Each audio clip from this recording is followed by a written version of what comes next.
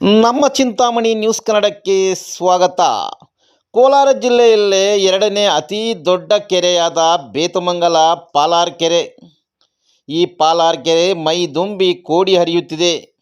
KGF ನಗರಕ್ಕೆ ಶುದ್ಧ ಮತ್ತು ರುಚಿಕರವಾದ ಕುಡಿಯುವ ನೀರು ಸರಬರಾಜು ಮಾಡುವ ಕೆರೆ ಆಗಿದ್ದು, ಕೋಡಿ ಹರಿಯುತ್ತಿರುವ ಕಣ್ಮನ ಸೆಳೆಯುವ ನಯನ ಮನೋಹರ ದೃಶ್ಯಗಳು ವೀಕ್ಷಿಸಲು KGF ಹಾಗೂ ಸುತ್ತಮುತ್ತಲಿನ ಸಾರ್ವಜನಿಕರು ಹಾಗೂ ದೂರದ ಊರುಗಳಿಂದ ಪ್ರವಾಸಿಗರು ಬಂದು ಕೆರೆ ಕೋಡಿ ಹರಿಯುತ್ತಿರುವ ವಿಹಂಗಮ ನೋಟವನ್ನು ನೋಡಿ ಆನಂದ ಪಡುತ್ತಿರುವ ದೃಶ್ಯ ಗಮನಿಸಬಹುದು.